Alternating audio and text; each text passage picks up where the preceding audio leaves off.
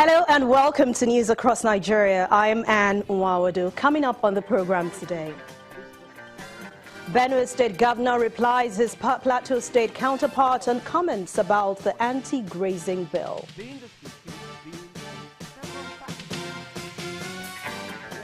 Another protest march hits the streets of Kaduna State, this time in support of Governor El-Rufai.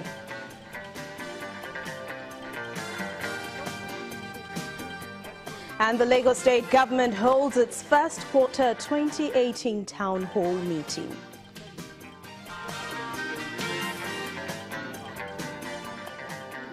Thank you so much for joining us on News Across Nigeria.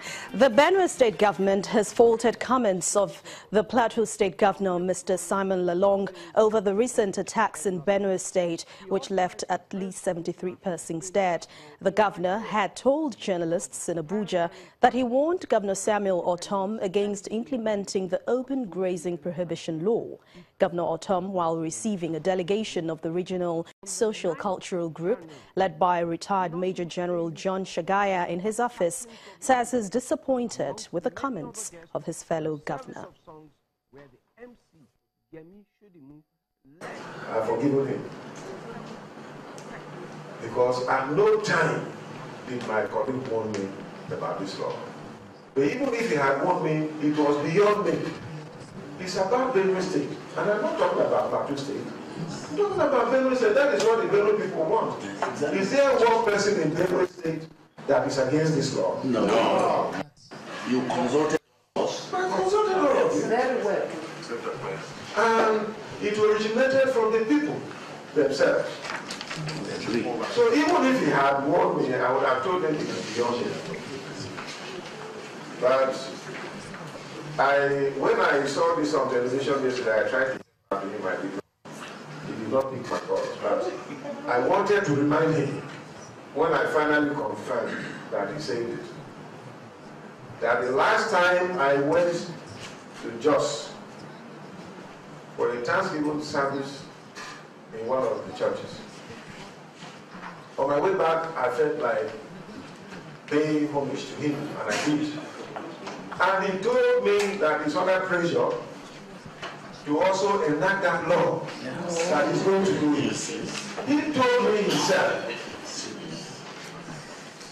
So coming back to say that I don't understand, but all the same, let us leave all these things behind us. Benue State Governor Samuel Ortom. 5 more police units will be deployed to Nasarawa State to ensure effective surveillance at the Nasarawa-Benue borders. That's the latest coming in. The strategy is being employed by the police to curb the violence in Benue State and stop it from spreading to its neighbors. The Inspector General of Police, Ibrahim Idris, gave the order during a meeting with leaders of affected communities held in Lafia, the Nasarawa State capital. The recent killings in Benue State by suspected herdsmen have taken its toll on residents of Nasarawa State as thousands of people living at the borders flee into Kena and Azara, with more in Awe community.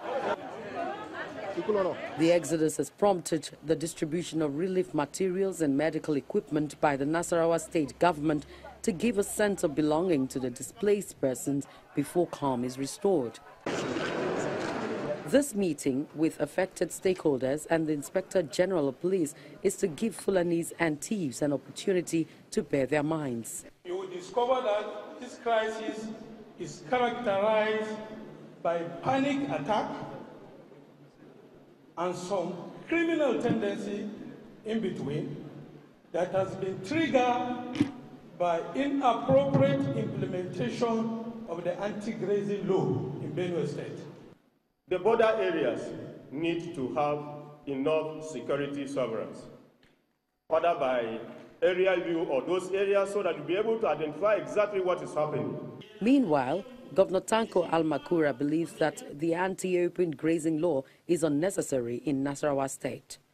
Because as far as we're concerned, Nasarawa State has nothing to do with the anti-grazing law of Benue. Secondly, as far as I'm concerned, I've said it times of that it is unnecessary, untimely, and uncalled for, as far as Nasarawa State is concerned. For the Inspector General of Police, more police units will be added to ensure security of lives and property. Are always available to provide security in the communities. Just as His Excellency observed, I'm deploying additional 5 mobile police units to Nasarawa State to assist and to reassure our brothers across the border and in some of these IDPs, so they can feel secure that we are doing everything possible to ensure that they are safe in wherever they are. The increased killings in Benue State have affected its residents and its neighbors.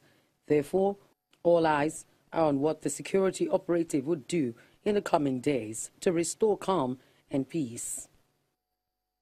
The continuous bloody clashes between herdsmen and farmers would never have happened if the Livestock Division of the Federal Ministry of Agriculture had been alive to its responsibilities. And that's according to a farmer, Mr. Shadrach Madleon, who was a guest on Sunrise Daily today. He insists that pastoral herding of cattle is completely outdated. He points out that the best quality beef is produced from livestock reared on ranches, both in Nigeria and elsewhere in the world. He believes that if the federal government had actively encouraged modern cattle breeding methods, it would have improved the economy of the herdsmen, making the violence unnecessary. Admiral Mutali Ngako, who owns one of the biggest cattle ranch in the northeast, in Adamawa, do not take his cows outside. The president do not take his cows. They don't go out grazing.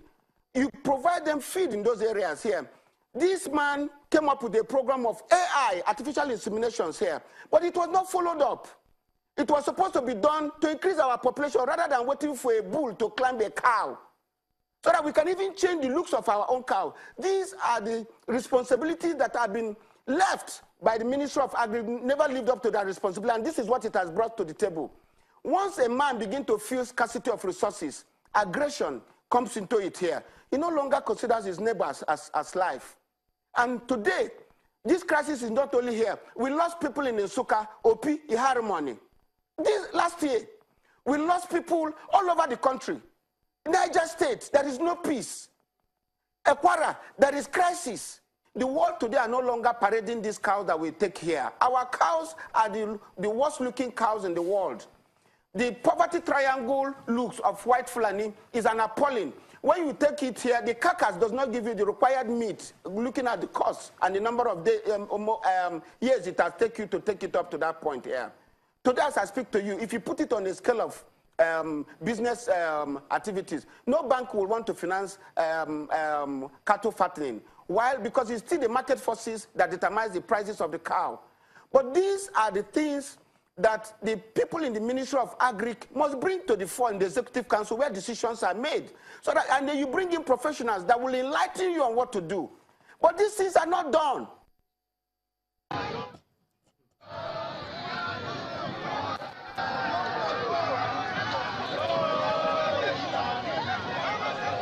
24 hours after labor union leaders and the NUT joined teachers in Kaduna State to protest against the sacking of their colleagues, another group has marched through the state's major streets in support of the governor's action. The group accused the Nigerian Labour Congress of deliberately sabotaging the genuine commitment of the state government to transform the educational sector for their selfish interests. He insists that the government's decision is meant to protect the future of the children.